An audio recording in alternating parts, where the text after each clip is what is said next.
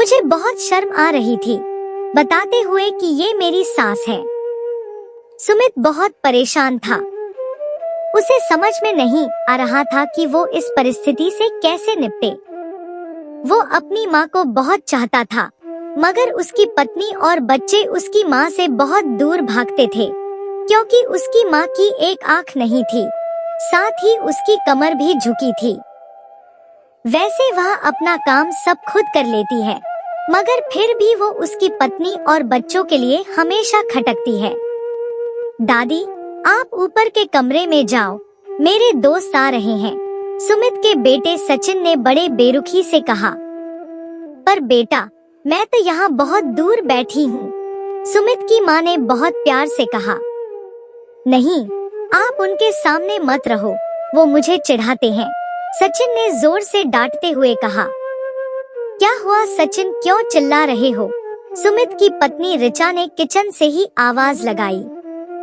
देखो ना माँ, ये दादी यहीं ड्राइंग रूम में बैठी हैं और मेरे दोस्त आ रहे हैं, सचिन ने शिकायत भरे लहजे में कहा। माँ जी, आप ऊपर चली जाओ, क्यों हम लोगों को लजवाती हो?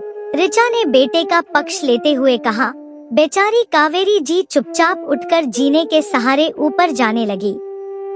कमर झुकी होने के कारण उन्हें ऊपर चढ़ने में बहुत परेशानी हो रही थी, मगर फिर भी वो पूरी ताकत से ऊपर के एक अकेले कोने वाले कमरे में जाकर बैठ गई। सुमित बाजू के कमरे से सब सुन रहा था। उसे कष्ट हो रहा था कि उसकी माँ को अपमानित होना पड़ रहा है, लेकिन वो असहाय था। अगर वो कुछ कहता है तो पत्नी और बच्चे उसका विरोध करने लगते हैं। दूसरे उनके तर्क भी सही लगते हैं। चूंकि वो एक प्रशासनिक अधिकारी था, उसका सामाजिक स्तर बहुत ऊंचा था, उसकी ससुराल भी एक उच्च घराने में थी, वह चुपचाप इस तरह हर दिन अपनी माँ को अपमानित होते देखता रहता था। रात को सुमित की पत्नी ने कहा, देखो जी, अब कुछ करो। कल कलेक्टर साहब की पत्नी आई थी। माँ जी अपनी देशी धुन धारा में उनसे मिली। मुझे बहुत शर्म आ रही थी, बताते हुए कि ये मेरी सास है। मैंने कह दिया कि दूर की रिश्तेदार हैं, इलाज कराने आई हैं। सुमित को रोना आ गया, किंतु फिर भी वह चुप रहा। उसे समझ में नहीं आ रहा था कि वो क्या करे। अपने बेटे की मन की स्थिति को कावेरी जी अच्छी तरह से जानती थी और बेटे को कोई परेशानी ना हो इसलिए वो हर बात को चुपचाप सह लेती थी। सुमित बहुत उदास रहने लगा। एक तरफ परिवार और सामाजिक स्तर पर जीने की प्रतिबद्धता थी, तो दूसरी ओर माँ। आखिर माँ से अपने बेटे की यह हालत नहीं देखी गई। एक दिन उसने अपने बेटे से कहा, सुमित, बहुत दिन हो गए हैं, मैं अपने गांव जाना चाहती हूँ, मुझे वहाँ पहुँचा दो। मेरा यहाँ मन नहीं ला रहा। लेकिन माँ, वहाँ तो कोई नहीं है, तुम्हारी देखभाल कौन करेगा? सुमित ने आश्चर्य से पूछा। अरे, सब गांव वाले तो हैं और वो तुम्हारे मामा जी तो उसी गांव में रहते हैं, और फिर हम सारी व्यवस्थाएं कराएंगे ना। ऋचा को तो जैसे मन की मुराद मिल गई हो। हाँ बेटा, बहू सही कह रही है, कावेरी जी ने लंबी सांस लेते हुए कहा। सुमित जानता था कि गांव में माँ की देखभाल करने वाला कोई नहीं है, लेकिन अपनी पत्नी की जिद के कारण वह अपनी माँ को गांव छोड़ने पर विवश हो गया। माँ को गांव छोड़कर आते वक्त उसे रोना आ रहा था तथा अपनी बेपसी पर गुस्सा भी आ रहा था, लेकिन परिवार, पत्नी और समाज ने उसके इन मनोभावों को दबा दिया और वो सुकून सा महसूस करने लगा। कुछ दिनों के बाद उसके चाचा, जो अमेरिका में रहते थे, आने वाले थे। जब सुमित्रा बहुत छोटा था, उसके पिता जीवित थे तब वो भारत आए थे और उसके बाद वो अब भारत आने वाले थे। पूरा परिवार और आस पड़ोस बहुत उत्साहित था। अमेरिका से सुमित के डॉक्टर चाचा आ रहे थे।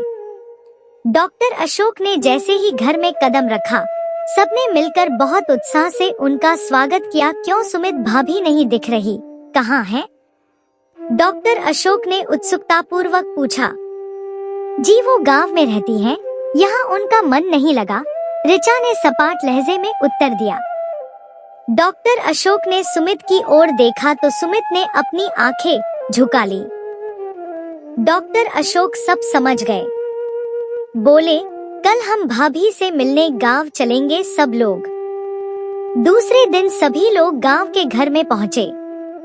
देखा कि कावेरी जी को बहुत तेज बुखार है और वो पलंग पर असहाय पड़ी है। डॉक्टर अशोक दौड़कर कावेरी जी के पास गए। उनके पैर छूकर रोने लगे। कावेरी जी की ये हालत उनकी कल्पना से परे थी। वाह बेटा सुमित, तूने तो नाम उजागर कर दिया। अपनी माँ की ये हालत देखकर तुझे तो शर्म भी नहीं आ रही होगी।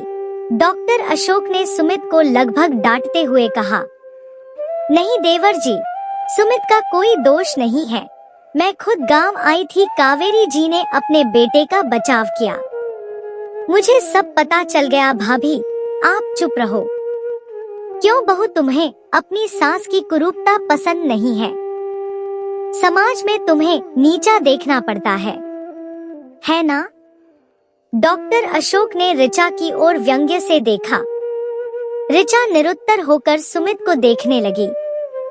आज तुम जिस सामाजिक स्तर पर हो वो इन्हीं के संघर्षों की देन है। और बेटा सुमित, तुम्हें शायद मालूम न हो कि बचपन में जब तुम 1 साल के थे तब छत से नीचे गिरने के कारण तुम्हारी एक आंख फूट गई थी और तुम्हारी रीढ़ की हड्डी में भी समस्या थी। तब तुम्हारी इस कुरूप माँ ने अपनी एक आंख और अपना बोन मेरो तुम्हें देकर इतना सुंदर स्वरूप दिया था। ऋचा बेटा, इतने सालों तक संघर्ष करके बेटे को प्रशासनिक अधिकारी बनाने वाली इस संघर्षशील औरत की तुम लोगों ने यह दशा कर दी। तुम्हें ईश्वर कभी माफ नहीं करेगा। डॉक्टर अशोक की आंखों से अश्रु जलधारा बह रही थी। अब भाभी, आप मेरे साथ अमेरिका जाएंगी।